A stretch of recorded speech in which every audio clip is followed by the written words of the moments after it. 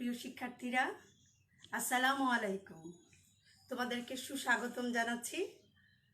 আমি কানিজমা এরা Khilgaon girls school and কলেজের পক্ষ থেকে তথ্য ও যোগাযোগ প্রযুক্তি ক্লাস নিয়ে আমি তোমাদের মাঝে হাজির হয়েছি। তোমরা যারা সপ্তম শ্রেণীর ছাত্রী তারা আমাদের এই ক্লাসে জয়েন করবে এবং এই গ্রুপটি অবশ্যই ক্লাস 7 অর্থাৎ সপ্তম শ্রেণীর ছাত্রীদের নিয়ে আমরা তৈরি করেছি। তো আমাকে আগে একটু জানাও, ক্লিয়ার কি শোনা যাচ্ছে বা ভিডিও কি ক্লিয়ার দেখা যাচ্ছে?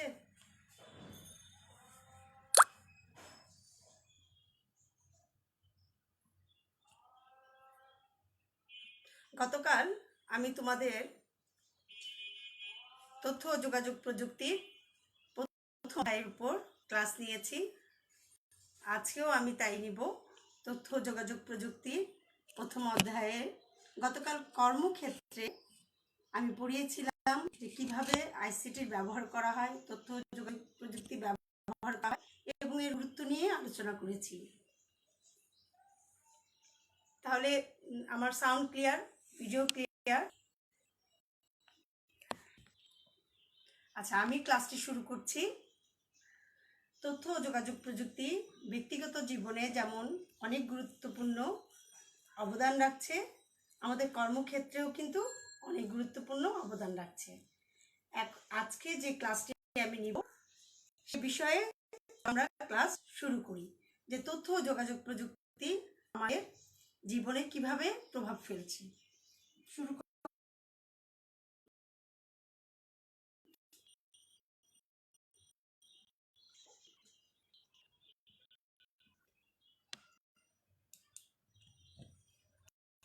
ছবিগুলো কিসের পরিচয় বহন করে? তোমরা ছবিগুলো ভালো মতো লক্ষ্য করো।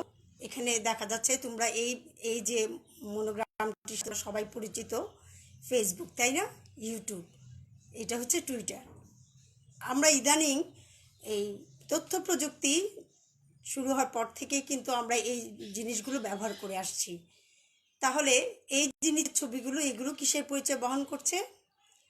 প্রযুক্তি নির্ভর সামাজিক যোগাযোগের পরিচয় বহন করছে। অর্থাৎ ব্যবহার করে আমরা আমাদের সামাজিক যে যোগাযোগ, একে অন্যের সাথে যে যোগাযোগ, সেই যোগাযোগ করে থাকি আমরা, তাই না?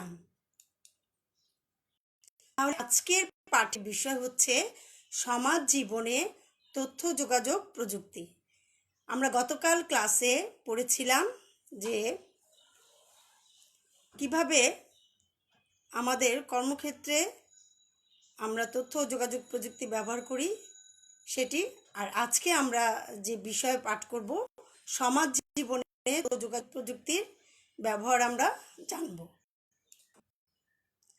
শিক্ষণফল হলো, অর্থাৎ এই ক্লাসটি থেকে তোমরা যা শিখতে পারবে বা বলতে পারবে সেটি হচ্ছে সামাজিক যোগাযোগের মাধ্যম কি তা বলতে পারবে, বিভিন্ন সামাজিক যোগাযোগের মাধ্যমগুলো চিহ্নিত করতে পারবে, সামাজিক যোগাযোগের মাধ্যমগুলোর গুরুত্ব ব্যাখ্যা করতে পারবে। নিচের ছবিগুলো লক্ষ্য করো। এখানে দেখা যাচ্ছে মা এবং মেয়ে কথা বলছে। এই যে মার সাথে মেয়ে কিসের যোগাযোগের মাধ্যমে কথা বলছে? দুজনের হাতে কি আছে? মোবাইল ফোন আছে। তাহলে আমরা অবশ্যই বলতে পারবো যে মোবাইল ফোনের মাধ্যমে যোগাযোগ করছে, তাই না? এবং তোমরা পারবে দেখে তোমাদেরকে ধন্যবাদ জানাচ্ছি। সমাজে তথ্য ও যোগাযোগ বলতে কি বুঝি আমরা সেটি আগে আমরা জেনে নিই। সমাজের মানুষ তার নিজের প্রয়োজনে সমাজে বসবাসরত অবস্থায় যে সকল যন্ত্র ব্যবহার করে থাকে তাকে সমাজ জীবনের তথ্য ও যোগাযোগ প্রযুক্তি। অর্থাৎ আমরা যে বাস করছি আমাদের এই সমাজ নিয়ে, এই সমাজে বসবাস অবস্থায় আমাদের যন্ত্র আমরা ব্যবহার করে থাকি এবং সেই সকল যন্ত্রের ব্যবহারকে আমাদেরকে সমাজ জীবনের তথ্য ও যোগাযোগ বলে। মোবাইল যদি না থাকতো তাহলে কিন্তু আমরা যোগাযোগ করতে পারতাম না। আগে খুব কম, মানে 10 বছর আগেও খুব কমই ছিল মোবাইল ফোন। ধীরে ধীরে কিন্তু এখন সবারই মোবাইল ফোন আছে, তাই না? আমি ঘরে বসে এই মোবাইল ফোনের মাধ্যমে অনেক কিছু যোগাযোগ, অনেকের সাথে যোগাযোগ করতে পারি এবং প্রয়োজনীয় আমার অনেক কিছু আমি প্রয়োজন মেটাতে পারছি। এই ছবিটি লক্ষ্য করো, দেখো, আগে যখন তথ্য প্রযুক্তি ছিল না তখন এভাবে পায়ে হেঁটে এক গ্রাম থেকে আরেক গ্রামে সংবাদ দিচ্ছে একজন ব্যক্তি। অর্থাৎ আগে এক গ্রাম থেকে আরেক গ্রামে বা এক শহর থেকে আরেক শহরে পায়ে হেঁটে কি করত, সংবাদ দিত। কিন্তু বর্তমানে দেখা যাচ্ছে যে ইন্টারনেটের উন্নয়নে পৃথিবী এখন মানুষের হাতের মুঠোয় চলে এসেছে, তাই না? খুব সহজেই আমরা সব কিছু করতে পারছি। আইসিটি ব্যবহারের পূর্বে, অর্থাৎ এই তথ্য যোগাযোগ প্রযুক্তি যখন ছিল না তখন মানুষ কিভাবে যোগাযোগ করত আমরা জেনে নিই। একসময় যোগাযোগের জন্য এক গ্রাম থেকে আরেক গ্রামে পায়ে হেঁটে গিয়ে সংবাদ আদান প্রদান করতে হতো। তারপরে দেখা গেল যে ঢোল বাজিয়ে খবর দেওয়া হতো। তারপরে চিঠি লিখে খামে ভরে ডাক বাক্সে ফেলতে হতো। অর্থাৎ প্রথমে ছিল পায়ে হেঁটে এক গ্রাম থেকে আরেক গ্রামে সংবাদ আদান প্রদান করা হতো, পরে ঢোল বাজিয়ে সংবাদ দেওয়া হতো। তারপরে যখন কাগজের আবিষ্কার হয় এবং লেখার আবিষ্কার হয় তখন থেকেই তোমার চিঠি লিখে খামে ভরে ডাক বক্সে ফেলতে হতো এবং ডাক বক্স থেকে ডাকযোগে সংবাদ প্রেরণ করা হতো। তাহলে দেখো, বর্তমানে এই তথ্য যোগাযোগ প্রযুক্তির ফলে আমরা অনুষ্ঠানাদিতে যে আমন্ত্রণ করে থাকি বিভিন্ন ওয়ের মাধ্যমে, যেমন ধরো মোবাইল ফোন, আমরা সবার মোবাইল ফোন আছে, হ্যাঁ, মোবাইল ফোনের মাধ্যমে আমরা দেখা যাচ্ছে হয়তো কারো বাড়িতে গিয়ে দাওয়াত দেওয়া সম্ভব হচ্ছে না, তখন আমরা কি করছি, এসএমএসের মাধ্যমে আমরা দাওয়াত পৌঁছে দিই। খুব সহজে মুহূর্তের মধ্যেই কিন্তু এসএমএস চলে যাচ্ছে। এছাড়া আমরা ইমেলের মাধ্যমেও চিঠি বা যে কোনো বড় বড় অনেক এক পেজের চিঠি যদি থাকে সেগুলো আমরা পাঠিয়ে দিচ্ছি। খুব সহজ হয়ে গেছে, তাই না শিক্ষার্থীরা?